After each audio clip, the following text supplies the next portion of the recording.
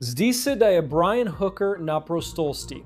Tukaj ga izpuščajo iz zapora na policijski postaji v Freeportu na Bahamih, več kot teden dni potem, ko je njegova žena izginila v tujini. To je posnetek po poročanju Fox News. Kaj se zgodi zdaj? Lynette Hooker je še vedno pogrešana. Praktično je samo padla s čolna, sredi rahlega vetra, približno 20 vozlov, ki so se pojavili in na rekordni pol milje, morda na poti nazaj do čolna. Vsaka stvar je odpovedala, prav vsaka stvar, nismo nosili rešilnih jopičev. To je Brian Hooker, ki s svojimi besedami prijateljem domnevno pripoveduje, kaj pravi, da se je zgodilo, preden so ga aretirali. Pogovarjali smo se z ljudmi, ki so posneli ta pogovor. Zakaj pravijo, da jim je del Brianove zgodbe pustil še več vprašanj o tem, kaj se je zgodilo na vodi? Spremljate oddajo On the Case, ki jo predstavlja Law and Crime. Jaz sem Chris Stewart.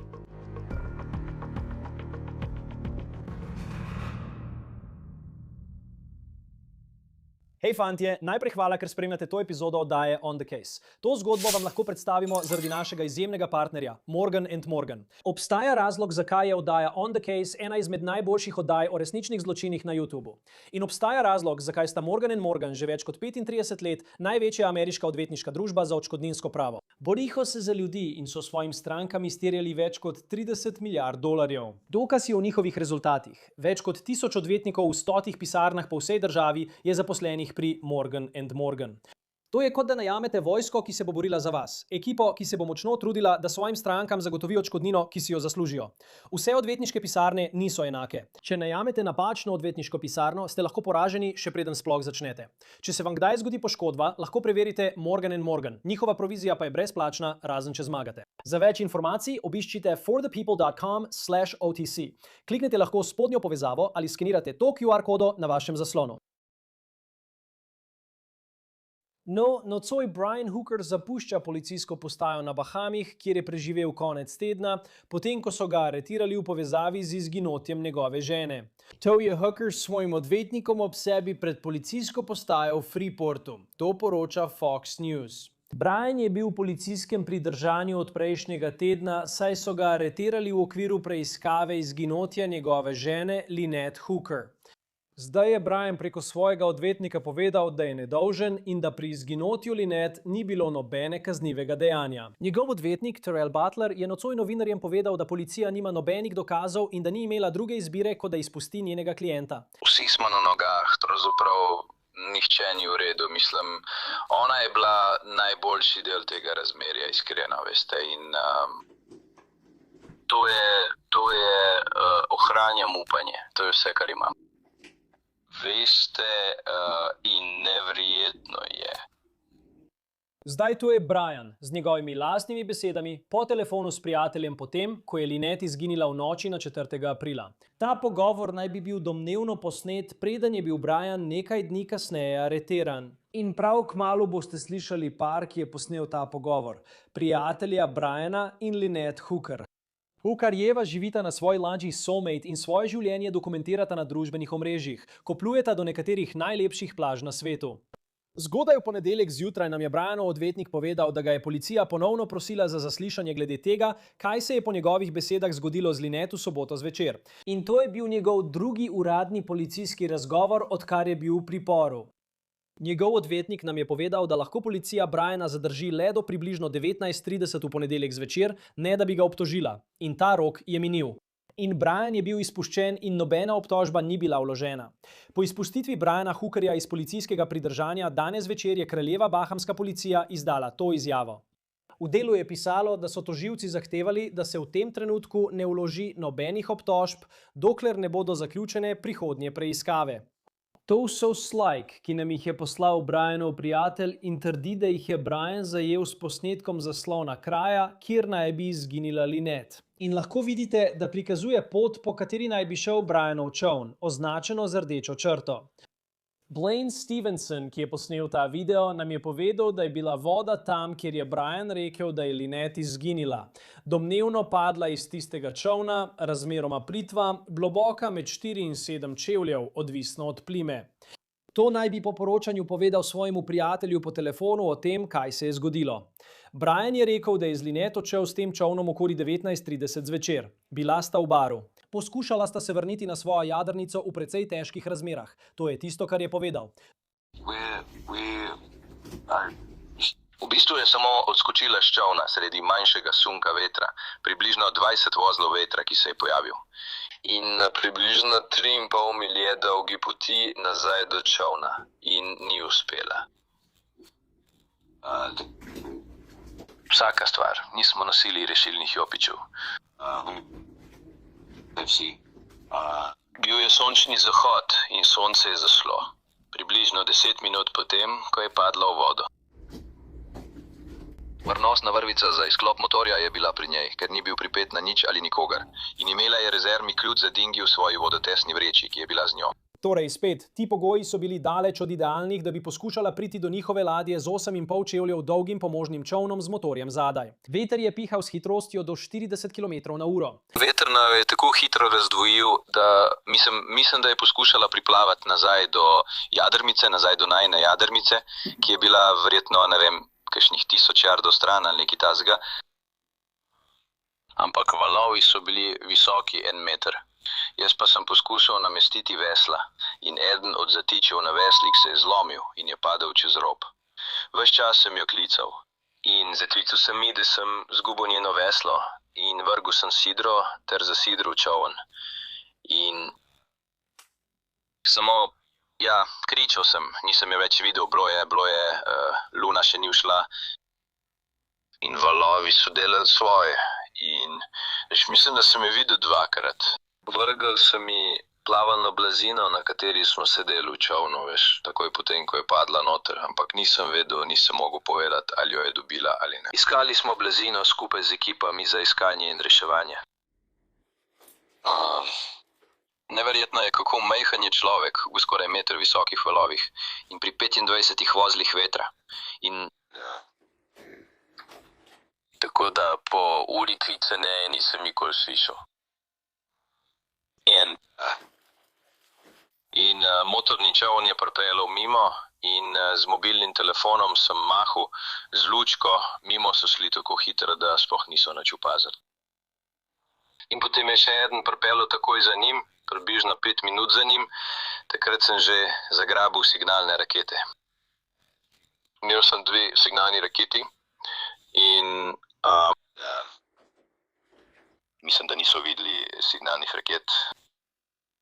In potem nisem vedel, kaj naj naredim. Bil sem v bistvu... Ko sem nastavil sidro, sem bil verjetno 1/4 do pol milje stran od nje. In v tistem trenutku sem bil nekoliko bliže nečemu, kjer je bilo nekaj hiš. In odločil sem se, da moram poiskati pomoč. Ampak z enim veslom nisem mogel priti do otoka in plima me je odnesla naravnost. Do prve hiše in nato do druge hiše. Na koncu sem več ur taval v čolnu, dokler nisem pristal na Maršovih otokih, približno 4 milje stran. Nekaj sem se prebil skozi čudovit Virmičevje in na koncu pristal v marini ali na dvorišču za čolne. Varnostnik. In policisti so prišli tja okoli 4 zjutraj, vendar mi so začeli preiskovati ob 4:30. In nas niso odpeljali ven do 5. ure.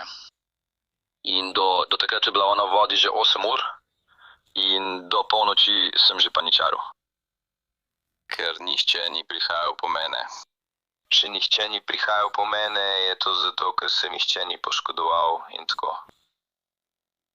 Veslal sem, nič drugega ni doza narediti.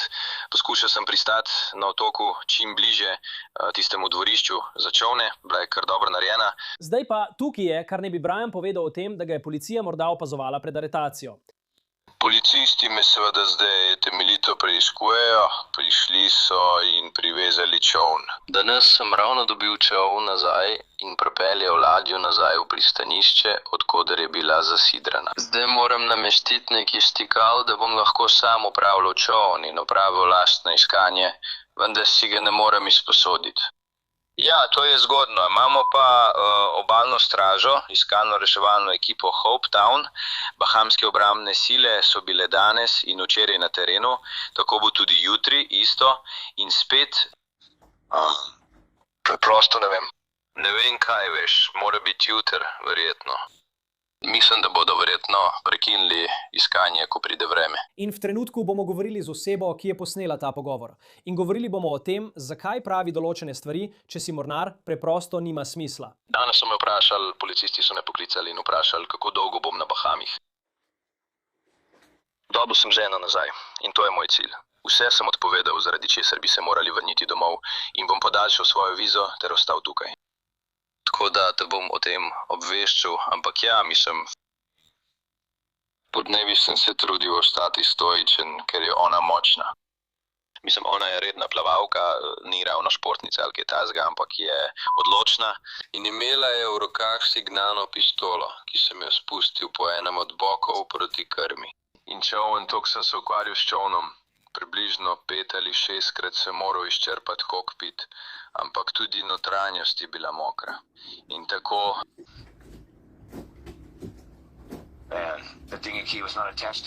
Veš, ko so se trudila priti nazaj na čoln, je sonce zahajalo, ko je nekako padlo dol, bila je magnetni ključ. Pogovarjali smo se z Blainom in Marnetom Stevensonom. Onadva sta par, ki je posnel svoj pogovor z Brianom prek njegovo aretacijo. Poznata hookerjeve prek skupnosti čolnarjev. Tukaj je najin pogovor. Kaj izstopa in oba vem, da sta izkušena čolnarja. Ko sta slišala Brianovo zgodbo, kaj vama je najbolj padlo v oči glede tega, kar pravi, da se je zgodilo? Z vidika čolnarja odziv in pomankanje vključenosti skupnosti. Kako to misliš? Ko oseba pade v vodo, ima vsak čoln tako imenovani gumb za človeka čez krov. Razumem, da so bili na pomožnem čolnu, zato to ne velja za pomožni čoln. Ampak nikoli ni bil po radijskem omrežju poslan PAN, security ali mayday klic. Lokalni čolnari v okolici niso vedeli se, kaj dogaja. Več dni. Ni bilo situacije, ko bi kdo padel čez krov. Tukaj zunaj, če kdo pade v vodo in se vrne nazaj, kdorkoli pride nazaj na čoln ali kdorkoli pride do iskanja ali reševanja, vedno pošljejo varnostno sporočilo po radiju. In to omogoča vsakemu, ki ima svoj čolnič, da postane del akcije. Ker vem, pravi, da je Lynette padla iz čolniča, nato pa sta bila zaradi toka ločena. In on je šel v svojo smer, nato se je odpravil proti Marsh Harborju, potem pa pravi, da je ni več videl. Kakšne stvari so se zgodile, ko je padla v vodo, glede na tvoje razumevanje pogovora z Brianom? Kaj bi lahko bilo storjeno v tistem trenutku, glede na opremo, za katero verjameš, da jo je imel s seboj? Iz svojih izkušenj z vožnjo čolna želim takoj poudariti in prosim, da vključite, da je vsaka situacija drugačna. Samo zato, ker imaš podatke o tokovih, vetru in valovih, še ne pomeni, da veš, kaj se je v tistem delu vode dogajalo v tistem trenutku. Vsi vemo, kaj ne? Ne morem biti pameten za nazaj in soditi tiste poteze. Vendar pa je imel sidro. V posnetku pravi, da je imel pod sedežem 2 rešilna jopiča, ki ju zahteva obalna straža. Imel je mobilni telefon. Tiste vode so plitke. Tok in veter sta bila tisto noč močna. Tok je šel proti plimi. Mislim, da bi lahko marsikaj naredil drugače, ampak to je pametovanje za nazaj. Seveda, in očitno je bil on edini. Veš, Lynette je bila tam in on je bil tam. In potem nismo slišali veliko drugih prič. Zdaj. V svojem posnetku pravi, da je izstrelil 2 signalni raketi. To je bilo, ravno to sem nameraval vprašati. Rekel mi je, da je izstrelil 2 signalni raketi. To me je takoj spodbudilo, da sem pri mreži čolnarjev začel poizvedovati, kdo je videl signalne rakete. Tega ne jemljemo zlahka. Če tukaj vidiš signalno raketo, vsi prižgejo radije, vsi se povezujejo, vsi gredo na kraj, od koder se zdi, da je bila raketa izstreljena. To je tako, kot da slišiš otroka kričati na pomoč v parku. Zdaj Bahama News poroča, da ni bilo izstreljenih nobenih signalnih raket. Ker ste povedali, da je imel signalno pištolo, je izstrelil 2 signalni raketi. Glede na to, kje so bili in kje pravi, da je Lynette padla v vodo, vem, da so poskušali priti nazaj do Soulmate, ki je bil privezan na boji. Kako blizu mislite, da so bili mestu, kjer je bil soulmate? Pokarta, kjer ima svojo znako na no foreign land in kjer se to jema z navijanek zemljevidom, ki mi ga je pokazal. Bili so manj kot pol vozla stran. Od njihove ladje in en vozel, torej manj kot pol milje. V posnetku je povedal, da je verjel, da je bilo približno 1000 jardov od čolna, s katerega je padel v vodo, do njihovega čolna. In ker vem, da je tam privezišče, kjer je soulmate, ampak tam, kjer so bili oni, tudi če si pol vozna stran, je to še vedno kraj, kjer nisi ravno na odprtem morju in bi bila signalna raketa predaleč, da bi jo kdo videl. Pravilno. Pravilno, če pogledaš zemljevide za to območje in pogledaš prav tisti del, se imenuje polica, to je zaščiteno sidrišče. Varno pristanišče. Opisano je kot varno pristanišče, ja. In vem, da so prej govorila o Starlinku, ki ti lahko omogoči neverjetno povezavo celo v najbolj oddaljenih delih sveta. Veš, veliko mornarjev ga ima. Kaj ti najbolj izstopa? Vem, da je rekel, da je imel pri sebi mobilni telefon, ki ga je uporabljal kot svetilko. Kaj ti najbolj izstopa glede dejstva, da je imel mobilni telefon in Starlink pritrjen na svojem čolnu? Starlink. Vprašujem se, ampak ne maram, da so dnevi, ko lahko se je z obale mogoče povezati na naš Starlink. Nekaj časa smo ga imeli brez gesla. In moja žena je poskušala nekaj narediti, pa je bila naša povezava zelo počasna. Potem sva preverila našo mrežo in videla, da je na plaži 26 ljudi uporabljalo naš Starlink. Tako da v odličnih pogojih lahko seže kar daleč. Vendar pa opisuje slabe vremenske razmere. To bi verjetno omejilo dostop do satelitov, omejilo njegov doseg. Upam pa, da smo se iz tega vsaj naučili, da vsak telefon, ne glede na to, ali ima SIM kartico ali ne, omogoča klic v sili. SOS na iPhonu, klic v sili na Androidu. In te klice lahko še vedno opravite v sili, tudi če nimate SIM kartice. In rekel je, da tega ni naredil, da ni opravil tega klica ali česarkoli takega niti enkrat. Veš, se do tega ni opredelil. Govoril je o tem, da nima SIM kartice in da je to bila napaka, ni pa posebej povedal, ali je poskušal poklicati na 911 ali 919. Zamislim veste njih. In kolikor lahko povem, so bili zelo izkušeni čolnarji glede na nekatere izlete, ki so jih bili sposobni opraviti. Ste bili presenečeni, da je rekel, da bi se v takšnih razmerah odpravili s pomožnim čolnom, tudi če bi šlo samo za to, da se vrnejo domov po obisku Abaco Inn? Ne, tukaj je kot v 80-ih, to je najboljši način, da to razložim. V 80-ih si vedel, da bi moral nositi varnostni pas, ampak to ni bila zakonska obveznost. Tako da verjemite mi, če bomo tukaj dovolj dolgo, bodo za nami zapluli 3 pomožni čolni z ljudmi brez rešilnih jopičev. Pravkar smo objavili video, v katerem razlagamo, zakaj smo vključeni, zakaj smo se vključili v to zgodbo. In med tem snemanjem sta za nami šla 2 pomožna čolna z ljudmi brez rešilnih jopičev. V Abaco Inn ne spiš. Razumem, da vreme morda ni bilo tako slabo, ampak ko odideš, razumem, da greš nazaj na svojo ladjo in skušaš priti domov. Vedno verjamemo, da smo močnejši, kot v resnici smo. In če to primerjaš s kopnim, veš, pelješ ženo na večerjo, zunaj je lepo in sončno, potem pa prideš ven in je snežni vihar ali močno dežuje ali kaj podobnega.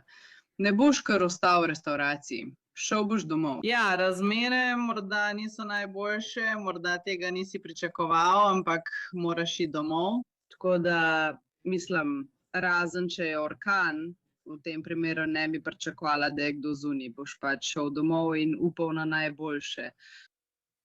Kar se tiče tega, vem, da ste posneli pogovor z Brianom. Kako kmalu potem, ko je rekel, da je Lynette šla v vodo, ste dejansko stopili v stik z njim in imeli tiste pogovore, ki smo jih slišali? Ponedeljek zvečer ob 22:05. In kdaj v tem pogovoru oziroma zakaj ste se, ko ste se pogovarjali z njim, odločili, da ga morate snemati in nekako veste, še vedno dokumentirati, kaj je govoril? Da bi pomagal. Z našega vidika je naš prijatelj pogrešan. Njen mož je buden že 26 ur, prebil se je skozi hudo nevihto, poskuša posredovati, kar ve. Zato vam bom pokazal prav tukaj. Še vedno imamo to iz tiste noči. Začel je naštevati vse in jaz sem zapisoval vse lokacije na tablo. In nočeš, da bi nekdo, ki doživlja tragedijo, moral zgodbo pripovedovati 2-krat ali 3-krat. Zato smo začeli snemati, da bi lahko pravilno zapisali imena krajev, o katerih je govoril. In če poslušate posnetek do konca, sem do takrat, ko smo končali, vzel kraje, ki jih je omenil, in mu podajal iskalne vzorce glede na plimo in tok, ki sem jih lahko našel. In to je bilo to. Moj cilj je bil, da mu še naprej pomagam, ker sem se želel vrniti, in smo snemali, ker smo se želeli vrniti nazaj. Narisati zemljevid kraja in mu pomagati, da se pridruži svoji WhatsApp skupini, ter pomagati pri usklajevanju iskanja in reševanja. Naprimer, v redu, ta otok je bil preiskan, ta otok je bil preiskan.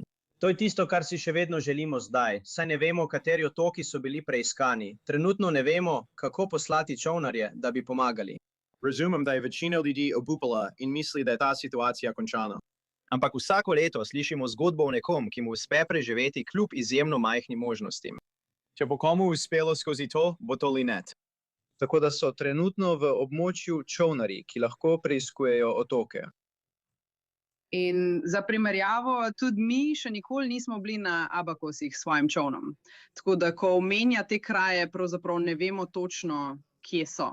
Ampak spet, veš, poskušala sem ga prepraviti, da bi povedal kaj večno, kje je to. In veš, zato je bilo lažje to posnet. Tako smo se potem lahko vrnili in pogledali te kraje, ter, kot je rekel, vse skupaj začrtali in ugotovili, kje so ti kraji in kako najbolje pomagati. To rešuje tudi zakon. Tako ona ne pravi, jaz sem mislila, da je rekel to, in jaz ne pravim, jaz sem mislil, da je rekel ono. Nekadar je ogroženo nečije življenje, takrat je bil to namen snemanja. In vem, da je bilo, mislim, strani medijev toliko pozornosti namenjene njunemu odnosu, veliko pozornosti pa tudi kazenski preiskavi. To se še vedno dogaja, kot si sam razumel, in ko si govoril z mornarji, ko gre za iskanje Linete. Ker res ne vemo, kaj se je zgodilo. Ne vemo. Vem, da je rekel, da jo je nazadnje videl, ko je plavala stran. In potem, veš, potem ne vemo, kam je šla ali kaj se je tam zgodilo. Po tvojem razumevanju, kakšno iskanje si slišal od ljudi, morda na Bahamih, glede tega, kaj se trenutno dogaja, da bi poskušali razjasniti ta del zgodbe? Nimam razloga, da bi sumil, da Bahami ne opravljajo svojega dela najbolje kot lahko. In nikoli ni naloga policije, da nam povedo, kaj počnejo. V redu. Torej, nisem kot prijatelj sem razočaran, ker ne dobivam informacij. Ampak ni mi mar, če verjameš Brianovi zgodbi ali ne, izberi eno od teh poti, se ji zaveži in pojdi iskat otok, za katerega misliš. Če misliš, da Brianova zgodba drži, potem lahko z zemljevidi vidiš, kje je šla v vodo. Lahko vidiš, kam so šli plimni valovi. Pojdimo pogledat otoke, do katerih bi jo lahko zaneslo. Če ne verjameš Brianovi zgodbi, preveri njegov AIS, preveri njegov No Foreign Land, ugotovi, kje so bili od zadnjega, ko so jo nazadnje opazili, to je bilo 1. aprila pri Spanosu, kolikor vemo, in začni iskati jo tam. Ampak išči, pomagaj, prav? Če si v bližini, si med dopustom, vzemi pol ure. In se sprehodi po plaži. Veš, naš največji strah je, da bodo našli Linetko in bo prepozno, čeprav je bila živa, ko je prispela na obalo, ker so vsi že obupali. Vem, da si govoril o 1. aprilu, ker sem poklical. Poklicali smo Abacus in nočejo govoriti z nami o ničemer, kar je povezano s primerom. Prepričan sem, da so prejeli veliko različnih klicev. Mislim, samo v pogovorih, ki si jih imel glede tega, kje so bili približno v tistem času. Samo katere informacije imaš o tem, ali gre za tisto gostišče, ali pa vem, da so bili na Bahamih, mislim, več tednov. Ali ti je še kaj drugega povedal, kar je izstopalo glede njihovega gibanja pred dogodki tiste noči 4. Šel je na Great Nguanak Filipu na potapljaške jeklenke. To mi je ostalo v spominu. Ne. Brian govori resnico, ali pa ne. Na to moramo gledati s stališča iskanja in reševanja. Če Brian govori resnico, moramo preiskati območje, kjer je Brian rekel, da je šla v vodo. Če ne govori resnice, ne bom verjel ničemur, kar reče. Uporabil bom njegove sledi na NFL in AIS ter ugotovil, kje sta bila prejšnje dni. Tako ali tako, lahko ugotovimo in sestavimo celotno sliko. Tam zunaj je preveč tehnologije in javno je dostopna ljudem za uporabo. Ljudem moramo samo sporočiti, da obstaja AIS sled. Obstaja tudi sled na No Foreign Land. V redu, želiš reči, da je naredil nekaj zlonamernega. Še vedno ne smemo obupati. Očitno ni dober v tem. In pojdimo poiskat nekoga, ki je nekje obtičal. Če mu verjameš in praviš, da je dober človek in da je ona tukaj padla v vodo, super. Je močna plavalka, pojdimo jo poiskat. Poiščimo li ne, lahko bi 10 let ugibali. In se prav dali. Ampak trenutno je pogrešana oseba v vodi. In zdi se, da se osredotočamo na to, ali sta imela slab odnos ali ne. Kar se tiče motorja, vem, da je bil to izvenkrmni motor na tem približno 2,5 metra dolgem čovnu. In veliko ljudi ima vprašanja glede ključev in kako jih je imela ona, ne vem, če je to odvisno od različnega modela. In če poznaš ta model, vem, da si o tem malo govoril v telefonskem pogovoru. Ali ti kaj posebej pade v oči glede ključev in tega, kako naj bi, ko je domnevno padla v vodo, ključi šli z njo in kako bi to lahko delovalo? Ja, to je električni motor. Ima 3 konjske moči. To je majhna stvar. Ampak magnet je nameščen na vrhu motorja. Vsakršna zmeda na tem čovnu, pa naj bo naključna ali ne, bi zlahka povzročila, da bi magnet padel dol. Če je val dovolj močan, da vrže linet v vodo, obstaja velika verjetnost, da bi lahko povzročil tudi, da magnet pade z motorja. Tu ni običajen izvenkrvni motor, to je magnet. Tako se zažene, ni kot ključ v avtomobilu. To je samo magnet, ki ga postaviš na vrh. In recimo, da ne letijo na zelo razburkano vodo, tudi če ni povezana z njim, kot na vodnem skuterju, kjer ima nekdo ključ okoli zapestja. To ni tako, kot bi bilo v tej situaciji s tem motorjem. Ker vem, da je tudi govoril o tem, da je bil z njo tudi vodotesna vreča, za katerega je rekel, da je prav tako padel v vodo. Ali je glede tega kaj znanega, saj se zdi, da tudi na sidrišču, kjer so bili, tega dokaza niso našli. Kolikor vemo, ga niso našli. Ampak spet, mislim, Smo v Saint Martinu in policija je bila zelo zadržana, kar ne kritiziram, to je njihova preiskava, obstaja velika možnost, da ga imajo, ne vemo. Kar se tiče tega, ali je čudno, da bi bil rezervni ključ za pomožni čoln v njeni vodotesni vreči, po mojih izkušnjah, spet, vsak je drugačen. Jaz imam rezervni ključ v svoji torbici, ki jo nosim s seboj. Tako da se mi ne zdi tako čudno, da bi imela še en ključ s seboj. In tudi ni tako čudno, da sem šele danes izvedel, da ga ima. Prav, nisem vedel. Zelena suha vreča, kar želim povedati ljudem, je, da je to limetno zelena suha vreča. On prinaša primer. Je te velikosti tukaj. Prav. Če to najdete, obvestite oblasti. Njena je živo zelena, naša pa rumena. Fredu. Je limetno zelena. Bila bi zvita. In če je zvita, je vodoodporna, zato se imenuje vodotesna vreča. Zadrževala bi zrak in plavala. Na kateri točki v pogovoru z njim, in vem, da so bili komentarji o signalnih raketah, morda o Starlinku, kot na kateri točki so se ti v zgodbi, ki ti jo je pripovedoval, začele zdeti stvari sumljive. Trenutno ne vem, če so kakšni znaki za alarm. Seveda sem na začetku rekel, da ne vem, če bi vse obravnaval na enak način, kot je on. V svojem poročilu pravi, da je vse naredil narobe, glede tega, kako je ravnal v opisani situaciji. Rdeča luč zame je bila, kako je policija od začetka ravnala s situacijo. Pomanjkanje radijskega obvestila o pogrešani osebi, pomanjkanje vključevanja skupnosti pri iskanju osebe, pomanjkanje objave poročila o pogrešani osebi. Rdeča luč zame je bila, da so se osredotočili na Briana. Brian je bil aretiran. To mi pove, da imajo morda več informacij, kot jih imam jaz. Prva uradna rdeča luč zame je bila, ko Bahamski mediji so objavili, da niso bile izstreljene nobene signalne rakete. Našli so njegov pomožni čoln, preiskali so njegov pomožni čoln. Vsa varnostna oprema je bila tam in nobena signalna raketa ni bila izstreljena. to je zdaj, kar zadeva iskanje napak v njegovi zgodbi in reči, joj, to si naredil. Veš, kot da bi se prijel za glavo zaradi tega, kako je ravnal v tej situaciji, še preden smo vedeli, da je šlo za linet. Ampak spet, to je nesramno narediti kateremu koli čolnarju, kaj šele svojemu prijatelju, da mu pametuješ o najslabši noči njegovega življenja. Prav. In on je edini, veš, spet na tej točki, ki veš, in seveda Linet, ki vesta, kaj se je zgodilo, kolikor veš. Ker če pride v Marsh Harbor in obvesti nekoga, ki ga najde v marini, o tem, kaj se je zgodilo, mislim, pomisli, da greš skozi noč 7 ur, veslaš in nisi prepričan, oprosti, kot kaj, kje boš pristal. In potem pristane v tej marini in v bistvu reče, hej, ona je šla v vodo. Da bi lahko bila večja prisotnost, ko gre za iskalno in reševalno akcijo, kot smo morda videli ali vsaj razumeli, da se dogaja. Ne zdi se, da bi bilo to zelo javno. In če to poslušate iz bahamske iskalne in reševalne službe ter policije, razumem, da imate svoje razloge za to, kar počnete. Vprašali ste me, kaj je bila moja rdeča zastavica. To je bila prva zame. Zdaj, morda imajo legitimen razlog za to, kako so ravnali v tej situaciji. In to je njihova država. Lahko ravnajo, kakor želijo. Ne obsojam jih. Vem, kako je z lokalnega vidika in v stiku smo z veliko domačini, ki nam trenutno pomagajo. Postanejo frustrirani, ko pridemo tja in povzročimo zmedo, potem pa to postane nacionalna novica in na koncu izpadejo slabo.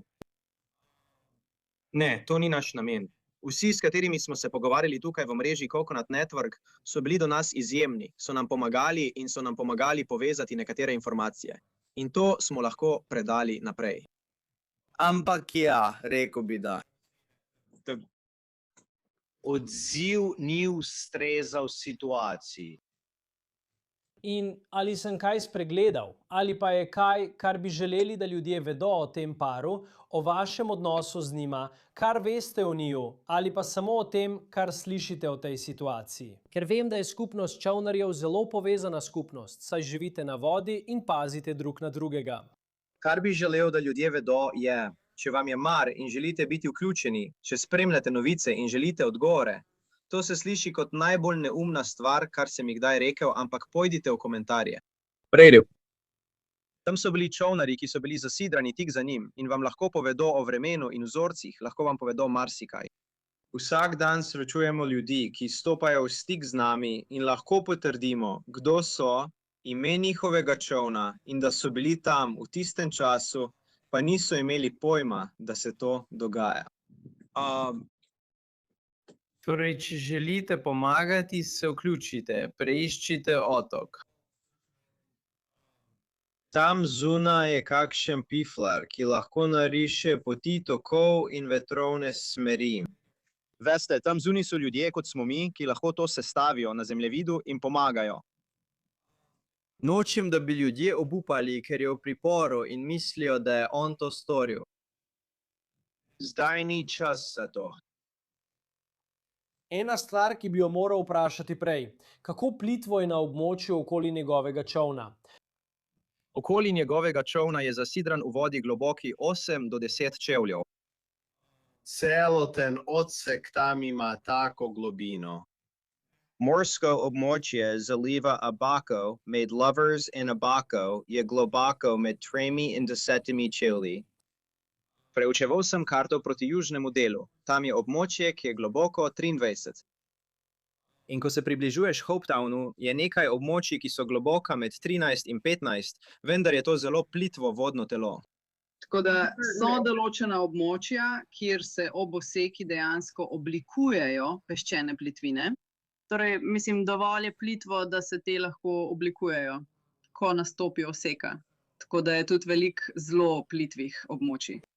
Torej, kjer je ona morda, kot pravi, šla v vodo.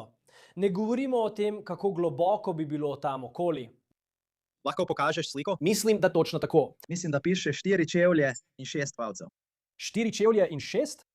Ja, mislim, da tako piše prav na njegovi oznaki. Bom poiskal sliko, ki jo je poslal. Torej, to sploh ni globoko. Mislim, to je, veste, za nekatere ljudi... Že pristaneš v vodi? In to pomeni, razumite, navtične karte prikazujejo povprečno oseko. To je bilo ob 19:30 zvečer, plima je bila ob 22. uri tisto noč. Torej, če je 46 in je razlika plime in oseke tisti dan 2 čevlja, bo to 6 čevljev. Veš, Piše med 43 in 72. med 43 in 72, odvisno od tega, kam je padla v vodo. Torej, to je srednja oseka, torej dodaj 1,6, kar je bila po podatkih tiste noči razlika plime k tem številkam. In potem še veš vrsta vetrov, s katerimi so se soočali, kot so vetrovi od 18 do 20 vozlov. Veš, to je še vedno zelo zahtevna situacija za plavanje, ampak zdi se, da je bila zelo v formi in dobra plavalka v vodi. Mislim, ne morem soditi, kako nekdo ravna v razburkanih vodah v taki situaciji. Ampak, a se ti zdi nenavadno, veš, mislim, da nekateri ljudje, ki površinsko gledajo to zgodbo, mislijo, da je bilo morda veliko globje, kot pa samo okoli 2 metra globoko. V svetu čolnarjenja, če si na kopnem, nekako če si kopenski človek, si predstavljaš globino kot res globoko, če je nad tvojo glavo, kaj ne? Globoki konec bazena. Tukaj zunaj je za nas vse, kar je manj kot 6 metrov, plitvo. Tako, blizu kopna je voda plitva in se nam zdi varno. Če želiš vprašati, kaj izstopa, ja. Vsem nam je že zmanjkalo goriva, še posebej pa njemu z njegovim električnim pogonom. Prepričan sem, da mu je že zmanjkalo energije, da je napačno izračunal, koliko mu je še ostalo v baterijah. Prepričan sem, da je že velikokrat veslal s tisto pomožno čolničko. Tiste ločitve in hitrosti, s katero je rekel, da se je zgodilo, ne morem ponoviti, ampak tiste noči nisem bil v takšnih razmerah. Seveda. In potem, ali je še kaj? Vem, da sem vprašal, če sem kaj spregledal, ampak glede na to, da sta jih poznala in sta zdaj v tej situaciji, kjer je to tako velika zgodba in je očitno skrb, kje je Lynette, Brian je še vedno v priporu medtem, ko to snemamo. Kako je bilo za vaju oba, ko se je vse to odvijalo? Zdaj bi rekla, da je izjemno frustrirajoče v tem smislu, da ne vem, če se lahko kaj naučimo iz te situacije, je to, da ljudi ne smemo soditi na prvo žogo. Spet, ko gledam komentarje, on je kriv, on ni kriv, verjamem mu, ne verjamem mu, morali bi nositi rešilne jopiče. Kaj je sploh ključ za pomožni čoln? Pomožni čoln lahko uporabljaš tudi brez ključa. Vse te stvari, veš, niso produktivne. In če bi se ljudje bolj osredotočili na iskanje po različnih otokih ali sploh vedeli, da se to dogaja in komunicirali med seboj, mislim, da bi lahko dosegli boljše rezultate hitreje. Kot pa da bi se obremenjevali s sodnim primerom leta 2005. Tako da, kot da nas vsi imenujejo strokovnjake, trenutno se ne počutim kot strokovnjakinja. Ampak verjetno jih je zdaj okoli 600 na tistih otokih na svojih čolnih. Ja, in imam občutek, da so se vsi osredotočali samo na to, imamo ta sodni dokument, ali kaj misliš o tem? Ali misliš, da je kriv, ali mi kriv? Takrat v ponedeljek ali v nedeljo zjutraj, ko je bilo to prijavljeno, to ne bi smelo biti v ospredju. O vsem tem bosta odločala sodnik in porota. Prišel bo Netflixov dokumentarec, vse to, ampak to pride kasneje. Trenutno tega ni treba biti. Ugotovila je, da vse to izgine. In količina virov, ki se porablja za čakanje nanj pred sodiščem, so viri, ki bi jih lahko porabili za iskanje po otokih, kaj ne? Ja. Že bodo mediji, novinarske hiše ali poročevalci, kakorkoli že želite reči, plačali denar, da pošljajo ljudi tja, da ure in ure stojijo pred sodno dvorano. Zakaj ne pošljete še nekaj ljudi in jih dejansko pošljete iskat? To bi bila res dobra zgodba, če bi bil vi tisti, ki bi jo našel. Jano, hvala obema. To ne deluje tako. Vprašal si, kaj nas frustrira. To, da gledamo, kako to deluje v realnem času v primeru našega prijatelja. Ne morem, slišim to. Ja, mislim, da lahko vsi samo rečemo, veste, mediji so kot mrhovinarji. Vsaj mrhovinarji najdejo truplo. Mislim, da je to dobra poanta, ker mislim, da, veste, tudi glede tega, kar ste prej rekli, ker, veste, ne vemo, kaj se je zgodilo. In potem bi si mislili, veste, ko se razglasi alarm, da je pogrešana, ne glede na to, ali je padla čez krov. In kot ste rekli, glede Brianove zgodbe, ali je to res ali ne. Veste, res ni bilo veliko poudarka na tem, kje je, veste... Glede osebe na Bahami, to je tisto, kar vemo. Ena oseba ima zgodbo. 50% ljudi tej zgodbi ne verjame. Zato pojdite in poiščite to pogrešano osebo. Kaj, in če smemo vprašati, mislim, vem, da ste jih poznali prek navtične skupnosti. Ali lahko poveste kaj o tem, kakšni so bili kot ljudje ali kaj podobnega?